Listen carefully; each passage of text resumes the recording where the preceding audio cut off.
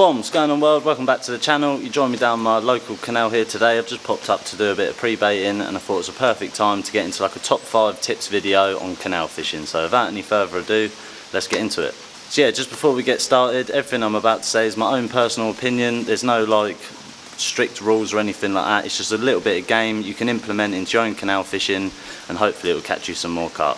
So yeah, tip number 1, definitely location. A little bit cliche, but I don't mean like the physical location of a carp. It's more locating a stretch of the canal where carp live. So canals are usually broken up by locks into stretches. Some stretches might have 1 carp in or no carp in, and then the next stretch might have 50 in. So doing a little bit of groundwork first, finding out where the carp are situated, and then that is sort of 90% of the game on the canal.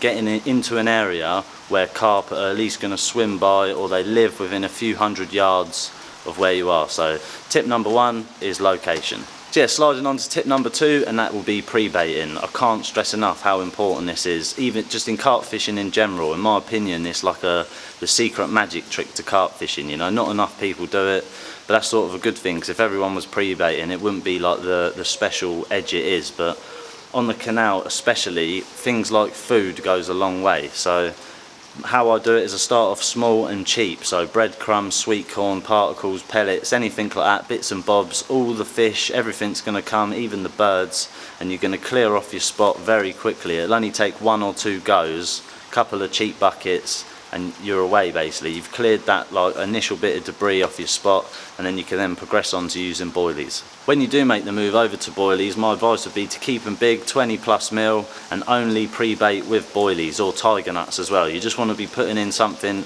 that you know 90% the carp are going to be eating and nothing else basically. So yeah, tip number 2, pre-baiting. Moving on to tip number 3, I'd have to say this one is gear and planning, and what I mean by that is more planning your gear to your session. So you want to sort of go down to your canal, work out where you're going to be sort of starting off your baiting, where you're going to be fishing from roughly, and the landscape will dictate to you what sort of gear you need. On this canal, for example, it's very wild, so a normal set of bank sticks is absolutely perfect, but you might have a lot of hardcore high banks, so you might need a rod pod stage stand, you might need an extension on your net pole. There's a few little things that you can do to just make your session a little bit smoother. And if you implement the first 2 steps, so you've gone for some recce missions, you've found out where some carp are in your local canal, you've started pre-baiting, you've then seen the landscape and see what gear you're going to basically need for your session, and you're sort of building up a picture from there. So yeah, it could be something very small, like your canal might be insanely snaggy in the margins, you might need braid,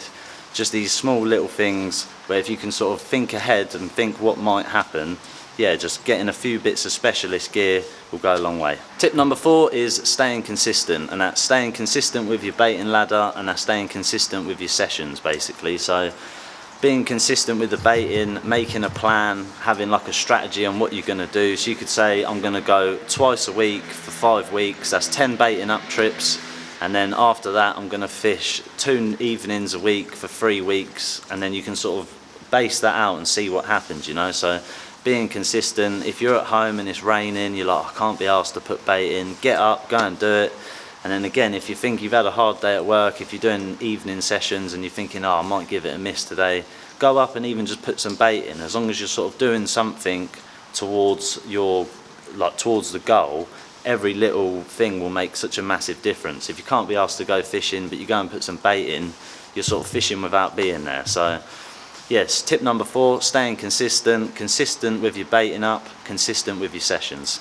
So yeah, last but not least, I'd have to say it's time and time of year. So we tackle them one at a time, ironically.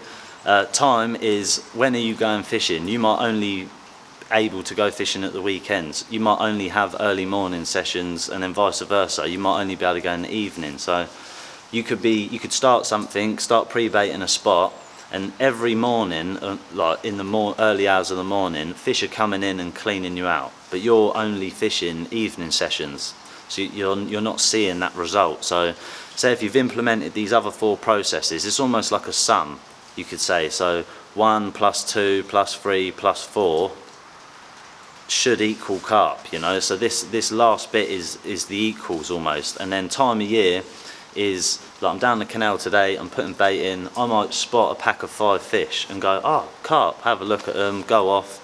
And then say 2-3 months later, I go, oh, I'm going to do a campaign down the canal. I come back to this same area, start baiting up, but we're in a whole new season. The carp might be right up the other end of the stretch, you know, and they're not going to come back down it. So yeah, so just sort of that time of year, if you're going to do like a winter campaign, you're going to need to be in an area where the carp spend their time for the winter. In spring, you're going to need an area that they like in the spring. And then when you implement the other processes, and get that last bit right, it will equal carp. I've got a saying on the canal, and it's bait plus time equals carp, and it's so true as well. Yeah, this country has canals littered all up and down it. They're very different, but you can almost say there's the same rule of thumb. The fish are a little bit more wild, a little bit more hardy. They're not just they're less likely to pass up an opportunity on food than a lake carp might. So yeah, tip number 5 is time and time of year. And if you implement all these other steps, 1 plus 2 plus 3 plus 4 plus 5, it's going to equal carp. So there we go, that brings the video into a close. They're my sort of top 5 canal fishing tips. Like I said, they're not rules, it's just a little bit of game that I've learned over the years, and it's suited me well. So hopefully you learned something today. And yeah, stop watching videos, get out, go for a walk up your local canal, start baiting and go catch some. And remember, bait plus time equals carp, and I'm telling you it does. So I'll see you in the next one.